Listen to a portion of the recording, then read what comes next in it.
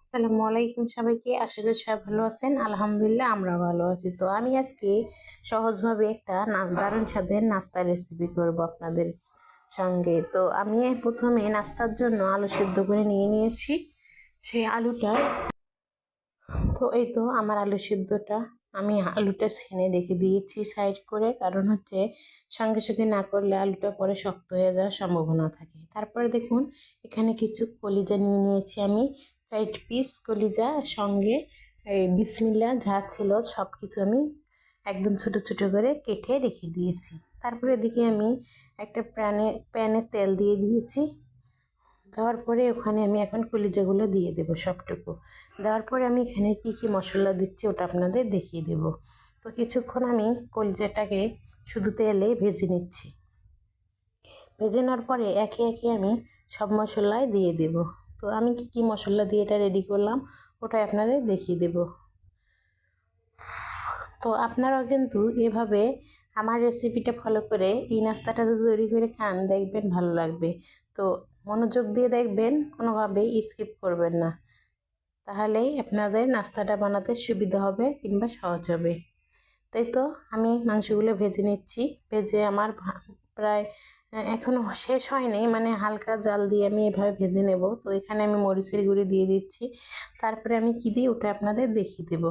তো আমি একটা একটা করে মশলা দিচ্ছি আর নেড়ে নেড়ে দিচ্ছি। কারণ হচ্ছে মশলাটা একসঙ্গে যদি দলা বেঁধে থাকে তাহলে কিন্তু সব মাংসতে লাগবে না, যার জন্য আমাকে নেড়ে দিচ্ছে, নেড়ে দেওয়া লাগতেছে। তারপরে আমি এদিকে একটু লবণ দিয়ে দিয়েছি। তো লবণের পরিমাণটা আমি কম দিয়ে দিয়েছি, কারণ বাকি সময় আমি লবণটা আমি দেব, যার কারণে আমি কম করে দিয়েছি। তারপরে দেখুন পরে আমি কি মশলা দিচ্ছি, একটু আদা রসুন পেস্ট দিয়ে দিচ্ছি। আসলে আদা রসুন পেস্টটা যদি মাংসের তরকারিতে না দেন তাহলে একটা গন্ধ থেকেই যায়। তারপরে একটু সামান্য একটু পানি দিয়ে দিয়েছি। তার কারণ হচ্ছে যে পানিটা দিলে এটা আমার সিদ্ধ হতে সুবিধা হবে। তো কিছুক্ষণ পানিটা আমি শুকিয়ে নেব। শুকিয়ে নেওয়ার পরে আপনাদের দেখিয়ে দেব আমার মাংসটা কীরকম হলো রান্না। তো এই তো একদম পোড়া পোড়া হয়ে গেছে। তো এখানে আমি এখন সুন্দর করে নেড়ে দিচ্ছি, আপনাদের দেখিয়ে দিচ্ছি। তো এখানে কিছু শুকনা গরম মশলার গুঁড়ি দিয়ে দিলাম।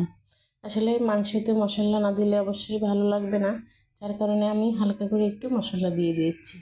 তারপরে তো আবারও নেড়ে দিচ্ছি। আসলে এই মাংসটা, এই কলিজা ছাড়া আপনারা এখানে কিন্তু মাংস দিতে পারবেন। তো আমি ভাবলাম সবসময় তো মাংসই দিয়ে রান্না করে খাওয়াই, আজকে অবশ্যই কলিজা দিয়ে খাওয়াই। তো এখানে দেখুন প্রথমে দেখাচ্ছি চিনি, এটা হচ্ছে চিনি একটু নিয়েছি। এটা কিন্তু লবণ, মানে সাইড সাইড করে আমি রেখে দিয়েছি।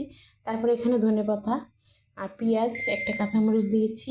তারপরে এখন আমি সবগুলো হাতের সাহায্যে সুন্দর করে মেখে নেব, মানে সব কিছু আমি একসঙ্গে মেখে নেওয়ার পরে দেখিয়ে দিলাম। তারপরে কি দেব ওটা আপনাদের দেখিয়ে দেব। তো এটা কিন্তু একদম সহজ নাস্তাটা তৈরি করা। তারপরে এখানে একটা আমি লুডুসের মশলা দিয়ে দিলাম। আসলে আপনাদের কাছে যদি না থাকে তাহলে স্কিপ করবেন, সমস্যা নেই, কিন্তু আমার কাছে ছিল, যার কারণে আমি দিয়ে দিয়েছি। তো এখানে আরও কিছু দেওয়া যায়, যেমন আপনার গোলমরিচের গুঁড়াও দিতে পারবেন। তো আমার কাছে আমি দিলাম না, কারণ আমার বাচ্চারা খাবে, একটু ঝাল বেশি হলে আবার খেতে পারবে না, যার জন্য আমি দিইনি। তো এই তো মাংসটুকু আমি, মানে কলিজাটুক সবটুকু দিয়ে দিয়েছি। তারপরে এখন আমি সুন্দর করে এটাকে মেখে নেব, মানে হাতের সাহায্যে সুন্দর করে মেখে নেওয়ার পরে যেন মাংসটা পুরো আলুর সঙ্গে মিশে যায়, কিংবা পুরো মাংসটা যেন আমার প্রত্যেকটি নাস্তাতে থাকে, ওইভাবে আমাকে নাস্তাটা তৈরি করতে হবে। তো দেখুন আমি কিন্তু হাতের সাহায্যে এটা সুন্দর করে মেখে নিচ্ছি, কারণ এটা মাখা না হলে কিন্তু ভালো লাগবে না, আর মশলা সবগুলোতে যদি না লাগে তাহলে খেতেও ভালো লাগবে না। তারপরে তো এখন আমি এটাকে হাতের সাহায্যে যে কোনো আকারে আপনি কিন্তু এটা শেপ দিতে পারবেন। তো আমি এরকম লম্বা লম্বা করে একটু দেব, আমার কাছে ভালো লাগে বেস্ট এই লম্বা লম্বা করে শেপটা দিলে। তো আপনাদের কাছে যদি ভালো না লাগে তাহলে আপনারা গোল করে দিতে পারবেন। তো আমি দেখিয়ে দিচ্ছি এইভাবে এটা আমি করলাম। তো সব করে দেখাবো না, 2-3টা হয়তো দেখাবো, তারপরে আমি নিজের মতো করে তৈরি করে পরেরটা আপনাদের দেখিয়ে দিব কয়টা কিভাবে তৈরি করলাম। তো দেখুন এই তো এভাবে আমি সব কয়টা রেডি করে ফেললাম। তো এই তো আমার রেডি করা হয়ে গেছে। এবার আসবো পরের কাজে, পরে আমি কি করছি ওটা আপনাদের দেখিয়ে দিচ্ছি। তো আমার কিন্তু রোল পড়া শেষ। এখন আমি এখানে ময়দা নিয়ে নিয়েছি। তা ময়দাটা আমি বুঝে শুনে নেব, মানে আমার যতটুকু প্রয়োজন আমি অতটুকু নেব। ময়দা অবশ্যই বেশি নেওয়ার দরকার নাই, কম দিলে হবে। তো হালকা কিছু এখানে একটু লবণ দিয়ে দিলাম। তো আমি কিন্তু এখানে গোলমরিচ দিতে হয়, আমি দেইনি, কারণ আমার বাচ্চারা ঝাল খেতে পারবে না অতটা, যার কারণে আমি দিলাম না। আবার শুকনো মরিচের গুঁড়াও দেওয়া যায়, কিন্তু আমি কিছু দিইনি, শুধু লবণ দিয়েছি। তো আপনাদের যদি মন চায় অবশ্যই কিন্তু আপনারা দেবেন। তারপর দেখুন একটুখানি পানি দিচ্ছি আর সুন্দর করে আমি মেখে নিচ্ছি। মাখার পর দেখুন আমি কি তৈরি করি এই ময়দাটুক দিয়ে, ওটা আপনাদের কিন্তু অবশ্যই আমি দেখিয়ে দেবো আমি কি তৈরি করলাম। আসলে যে নাস্তাটা আমি তৈরি করতেছি ওইটার মূল উদ্দেশ্য হলো এই যে এই জিনিসটাতে আমি তৈরি করছি এটাই। আসলে এটা হচ্ছে যে ওই রোলটার উপরে আমি এটা দেবো পুরা, মানে যে কী জানি বলে ওটাকে, ওই কেপসি নাকি, ওটার মতো হয়ে যাবে অবশ্যই। তো এই তো আমি এখন আস্তে আস্তে আমার হাতের সাহায্যে 2 হাতে চিপে চিপে লাগিয়ে দিচ্ছি, কিন্তু দেখুন এটার কোনোভাবে আমি লাগাইতে পারতেছি না। কেউ এরকম কিন্তু করবেন না, তাহলে কিন্তু একটাও লাগবে না। তো আমি পরেরটা আপনাদের দেখিয়ে দেবো পরে কি করতেছি। এই তো একটা ডিম আমি নিয়ে নিয়েছি, ডিমটাকে হালকা একটু লবণ দিয়ে সুন্দর করে ফেটে নিচ্ছি।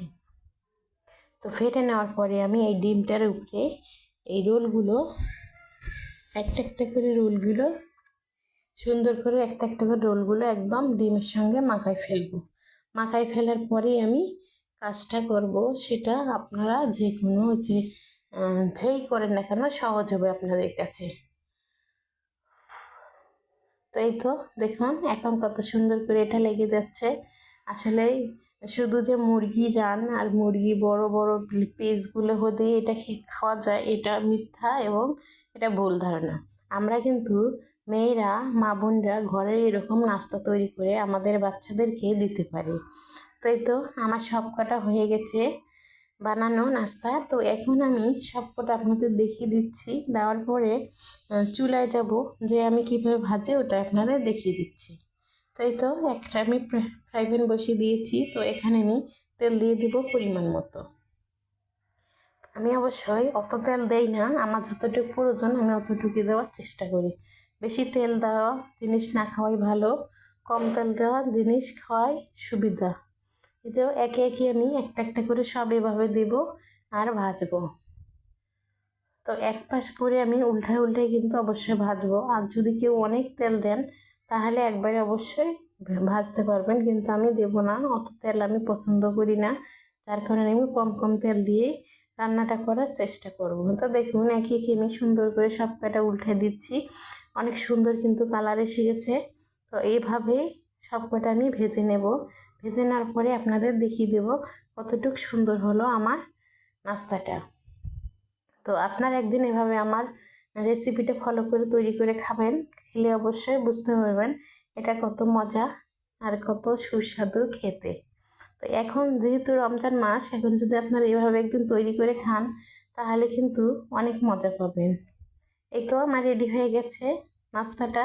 তো ভালো লাগলে আমাকে সাপোর্ট করবেন, আমার পাশেই থাকবেন, এভাবে নিত্য নতুন ভিডিও দেখতে সাহায্য করবেন এবং আপনারাও দেখতে পারবেন আমার ভিডিওগুলো। তো দেখুন অনেক সুন্দর লাগতেছে, আমি কেটে একটা দেখিয়ে দিচ্ছি আপনাদেরকে।